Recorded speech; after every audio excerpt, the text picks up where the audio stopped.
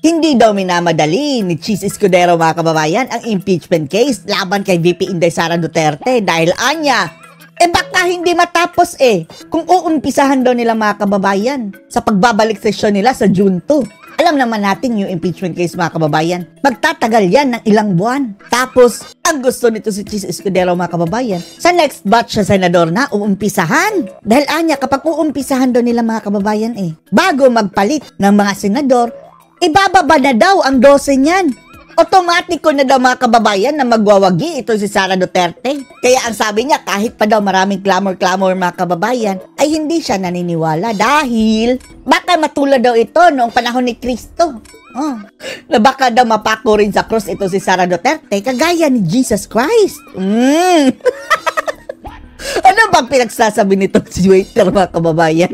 Kaka-hangout mo yan kay Admiral? Panoorin niyo po ha. Babalik tanawan natin ng panahon ni Jesus. Huwag mong isali si Jesus, waiter. May clamor na pako siya sa krus hindi naman ibig... Ikaw kaya ipako sa krus. Tanggalin mo yung hikaw mo, Unbecoming mga kababayan, Parang yung tawag, ano ba yung tawag ni Marvin? Adik-adik. Kung kailan tumanda, saka naman naghikaw-hikaw mga kababayan. Ismi yung animal. Sabihin nun, totoo, tama yun. Religious naman. Hindi, di ba? Kung ano-anong pinagsasabi. Gusto kasi niya mga kababayan na i-delay dahil ngayon mga kababayan, ngayon settings ng Senate ngayon, mukhang may laban si Sara Duterte. Mukhang hindi mai-impeach at kung hindi matatapos mga kababayan, mauumpisahan na nila at maaabutan ng June 30, ibababa na sa pwesto ang 12 mga kababayan at hindi na yan senador. Hindi pa pwede yan i-continue sa susunod na kapag naumpisahan. Susunod na set of senators. Automatic, panalo na si Inday. So yun lang siya. Dahil 12 na ang kahit pa'y mag-yes lahat ng 12. Kailangan nila ng 17 or 18. Sigilan yung clamor. Muling iginingit ni Sipunin na rin si Cheese Escudero mga kababayan, simula nung sumama-sama dyan kinangagba. Ganyan-ganyan na ilong, Senate President Cheese Escudero na hindi magko-convene ang Senado para sa impeachment trial ni Vice President Sara Duterte habang naka-recess pa. Pero mga kababayan, kini-question pa rin ang legality niyan dahil minagic doon sa Kongreso Nagsampa na ng mga kababayan. Kaso ang kampo ni Sara Duterte doon sa Supreme Court. Ang Kongreso. Para sa detalye, nasa kabilang linya si Camille Samonte. Camille, kailan ba talaga balak ng Senado na umpisahan ang impeachment? Yes, Cheryl, nanindigan nga si Senate President Cheese Escudero na pagkatapos pa ng sona ni Pangulong Bongbong Marcos. Dahil confident sila mga kababayan na marami daw. 12 daw ha. Sabi ni Tulpok mga kababayan, Erwin Tulpok, dapat daw 12 talaga. 12-0 daw ang papasok na mga bangag dyan na senador sa next na Senate. Kapag ganyan mga kababayan, siguradong impeach na si Sara. Gagawin ang impeachment trial kay Vice President Sara Duterte. Sabi ni Escudero, oras na magbalik sesyon ang Senado sa June 2, doon na tatalakayin yung mga aamyendahan sa impeachment rules. Pero yun nga, sa 20th Congress pa raw talaga masisimulan ang aktual na trial. Cheryl? Pero yung nasabi ni... Paano kung ma-impeach talaga si Sara? Malaking gulo ito mga kababayan. Pagsisisihan ito ni Ngagba. Senate President Cheese na naghahanda na sila para rito. Anong klaseng paghahanda daw? Ang sabi ni Cheese, tini-check na nila mga kababayan kung may mga anay daw yung mga lamesa. Yes, Cheryl, inahanda na nga rin ng Senado yung session hall kung saan gaganapin yung impeachment trial. Naka-ready na. Sabi niya, bagamat hindi pa sila nagko-convene, sigurado naman na magkakaroon ng trial dahil nga na-transmit na nga ito sa Senado. Kaya ngayon, naghahanap na rin sila. Pero mas pabor kay Sara Duterte mga kababayan kapag ngayon na gagawin ang impeachment. ng supplier. Dahil hindi yan maiiwasan mga kababayan whether or not, matutuloy pa rin yan ang impeachment. Dahil baka magkakadayaan ngayong election At ang mananalo ay si Bongo lang at si Bato. Tatlo lang silang maiiwan na solid. Robin, Bongo, Bato, the rest mga kababayan, wala na. Pa-impeach siya si Sara. Nasusuotin ng mga senador bilang prosecutor. Pakinggan natin. Pati yung outfit mga kababayan, nagpatahi na. Pahayag. Ano man ang sinasabi ni Numan. Nagtutula na naman mga kababayan. Hanggat walang sesyon at hindi na... Waiter, bill please. Ayun pala mga kababayan, busy pa. Convene ng may sesyon, Tayin muna walang natin. trial na pwede maganap habang kami naka-recess. Habang kami naka-recess. Sa rules namin yan. In-inspeksyon kung kinain na nga ba ng anay yung mga dating O ginamit kinain na ng anay ang mukha mo. Baka lang pagkamala ng kahoy ang mukha mo, oh. Akala ba natin na sindera ito mga kababayan? Bakit parang naging lubak-lubak na daan ito? Pagmumukha ni Cheese Whiz. mesa at witness stand.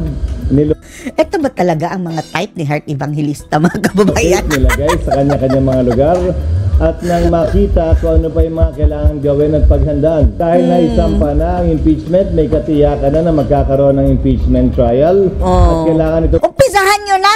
Nauna! paghandaan ng Senado. Pinagkokomento ng Korte Suprema, Camille, ang Senado dito sa petisyon para madaliin silang umpisahan na ang trial.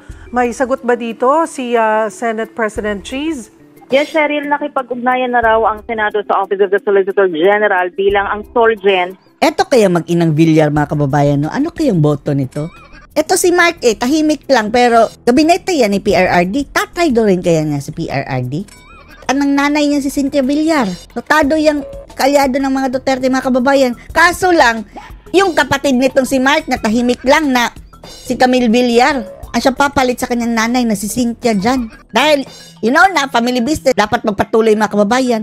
Siguradong bagoong Pilipinas yun. Ipapa-impeach talaga niya si Sara. Pero itong mag-ina mga kababayan, ewan lang natin. Yung tata, yung abogado ng Senado, handa raw silang ibigay yung mga dokumento na kakailanganin ng soldier para rito para nga maisumite yung kanilang komento sa Korte Suprema. Cheryl? Nagpetisyon na rin yung mga kaalyado ni VP Sara sa Korte Suprema na pigilan naman ang Ang napetisyon mga kababayan si Tatay Digong. Isa na sa magdaos napetisyon. ng paglilitis.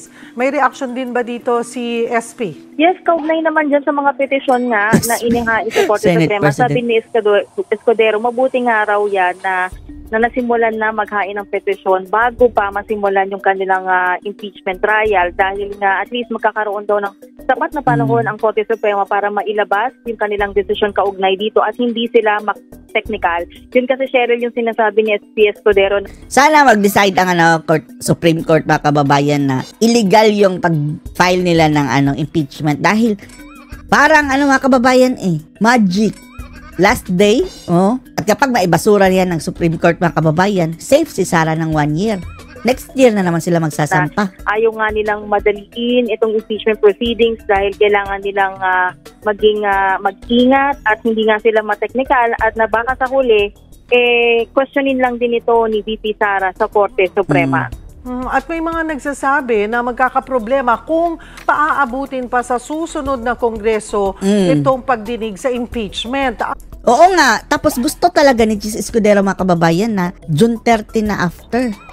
Sa makatuwid, after na daw ng sona ni Ngagba dahil siguradong mapuputakti ang sona ni Ngagba mga kababayan Matatabunan ng impeachment ni Sara. Anong posisyon dito ng Senate President? Cheryl, hindi pa rin nagbabago yung posisyon ni SP Escudero tungkol dyan sa issue na yan dahil naniniwala siya na bagamat hindi pa nagko-convene ang Senado bilang impeachment court ay nasa Senado Sampalin mo yan, Sara, yung chihuawang iyan.